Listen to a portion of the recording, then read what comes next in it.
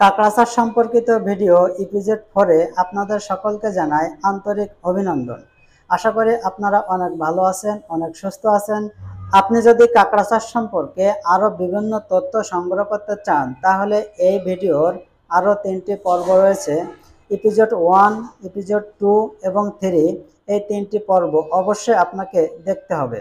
আপনি যদি পূর্বের 1, 2 এবং 3 এই 3টি পর্ব দেখতে চান তাহলে এই ভিডিওর ডেসক্রিপশন বক্সে আমি 3টি ভিডিওর লিঙ্ক দিয়ে রেখেছি, আপনারা চাইলে ওখান থেকে ভিডিওগুলো দেখে আসতে পারেন। আজকে আমরা আলোচনা করব বাংলাদেশের এই কাঁকড়াগুলা বিশ্বের কোন কোন দেশে রপ্তানি করা হয় এবং বাংলাদেশের মার্কেট ছাড়া বিশ্ব মার্কেটে কাঁকড়ার দাম কেমন থাকে। চলুন বন্ধুরা, আর দেরি না করে আজকের ভিডিওটি শুরু করা যাক। আমাদের বাংলাদেশে কাঁকড়ার চাহিদা না থাকলেও বাংলাদেশের উৎপাদিত কাঁকড়া বিশ্ববাজারে ব্যাপকভাবে সাড়া ফেলেছে, যার ফলে বাংলাদেশ থেকে প্রতি বছর হাজার হাজার কোটি টাকার কাঁকড়া বিদেশে রপ্তানি হচ্ছে। এশিয়া এবং ইউরোপের উন্নত রাষ্ট্রগুলোতে খাবার হিসেবে কাঁকড়ার চাহিদা দিন দিন এত পরিমাণে বৃদ্ধি হচ্ছে যা কল্পনার বাইরে। বাংলাদেশ থেকে সর্বপ্রথম 1977 সালে পরীক্ষামূলকভাবে $2000 কাঁকড়া বিদেশে রপ্তানি করা হয়। তারপর থেকে হাঁটি হাঁটি পা পা করে কাঁকড়া রপ্তানি হতে হতে বর্তমান পর্যায়ে এসে মিলিয়ন বিলিয়ন ডলারের কাঁকড়া বিদেশে রপ্তানি হচ্ছে। বিদেশে রপ্তানির পরিমাণ দিন দিন যত বৃদ্ধি পাচ্ছে ততই না বাংলাদেশের অর্থনীতি দিন দিন চাঙ্গা হচ্ছে। বন্ধুরা, কাঁকড়া চাষ, কাঁকড়ার পাইকারি বাজার, মাছ চাষ, মাছের পাইকারি বাজার সম্পর্কিত ভিডিও দেখতে যদি আপনি ইন্টারেস্টিং হন তাহলে এই চ্যানেলটি সাবস্ক্রাইব করে পাশে থাকা বেল বাটনে প্রেস করে অল করে দিন, যাতে করে নতুন ভিডিও আপলোডের সঙ্গে সঙ্গে আপনার হ্যান্ডসেটের সবার আগে পৌঁছাতে পারে। এবং এই ভিডিওটি যদি ভালো লাগে অবশ্যই একটি লাইক দিবেন এবং আপনার কোনো মতামত থাকলে তা অবশ্যই কমেন্টের মাধ্যমে জানিয়ে যাবেন। খাদ্য তালিকার ভিতরে কাঁকড়া একটি সুস্বাদু এবং পুষ্টিকর খাবার হিসেবে পরিচিতি লাভ পেয়েছে। কাঁকড়া এত সুস্বাদু এবং পুষ্টিকর খাবার হয়েও কেন বাংলাদেশের মানুষ এই খাবার খাইতে পারছে না, এ বিষয়ে উদাহরণস্বরূপ সামান্য একটু সময় আলোচনা করব। আমাদের বাংলাদেশের সবথেকে জনপ্রিয়, ভালো এবং দামি খাবারের মধ্যে হচ্ছে মাছ এবং মাংস। মাছ এবং মাংস আমরা মন চাইলে প্রতিনিয়ত খাইতে পারি না। যখন আমাদের বাসায় মেহমান আসে তখন আমরা মাছ মাংসের ব্যবস্থা করে থাকি। মাংসের মধ্যে প্রথম স্টেপে আমরা সকলেই সচরাচর খেয়ে থাকি, সেটি হচ্ছে ব্রয়লার মুরগি অথবা পোলট্রি মুরগি নামে পরিচিত। বর্তমান প্রাইস রয়েছে পার কেজি 180 থেকে 200 টাকা এবং দেশি হাঁস মুরগি প্রতি কেজি 400 থেকে 500 টাকা দরে বিক্রি হচ্ছে। খাসি এবং ভেড়ার মাংস প্রতি কেজি বিক্রি হচ্ছে 800 থেকে 900 টাকা এর ভিতরে এবং গরুর মাংস প্রতি কেজি বিক্রি হচ্ছে 700 থেকে 750 টাকা দরে। আমাদের দেশের সবথেকে সুস্বাদু এবং দামি মাছ হিসেবে পরিচিত ইলিশ মাছ। ইলিশ মাছ প্রতি কেজি বিক্রি হচ্ছে 1000 থেকে শুরু করে 1500 টাকা পর্যন্ত প্রতি কেজি।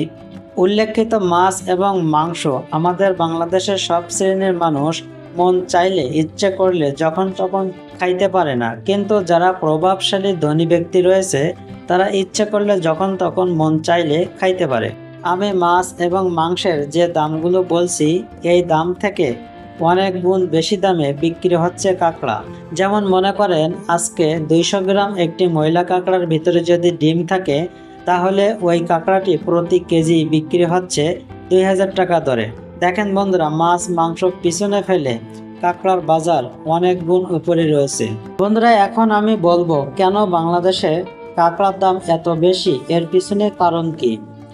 আমাদের এই বাংলাদেশে উৎপাদিত কাঁকড়া এশিয়া ইউরোপের উন্নত রাষ্ট্রগুলোতে রপ্তানি হচ্ছে, যেমন চীন, তাইওয়ান, বেলজিয়াম, যুক্তরাজ্য, Netherland, Germany, Australia, America, Europe, Malaysia, Thailand, Hong Kong এবং আরব আমিরাত সহ বিশ্বের বিভিন্ন রাষ্ট্রে দিন দিন কাঁকড়া রপ্তানি বৃদ্ধি পাচ্ছে। এই যে সমস্ত দেশগুলোর নাম উল্লেখ করলাম এর মধ্যে প্রায় 70 থেকে 80% কাঁকড়া চীনে রপ্তানি হচ্ছে। আমি যে সমস্ত উন্নত রাষ্ট্রের নাম উল্লেখ করলাম বাংলাদেশের চেয়ে এই রাষ্ট্রগুলোতে টাকার মান অনেক বেশি। আমি আমেরিকার ক্যালিফোর্নিয়া একটি মার্কেটে খোঁজ নিয়ে জেনেছি ওখানে একটি পুরুষ কাঁকড়া যার ওজন যদি 1 পাউন্ড হয় তাহলে ওই কাঁকড়ার মূল্য প্রতি পাউন্ড $25 থেকে $30 বিক্রি হয়ে থাকে। আমরা অনেকে হয়তো জানি না 1 পাউন্ড সমান কত গ্রাম।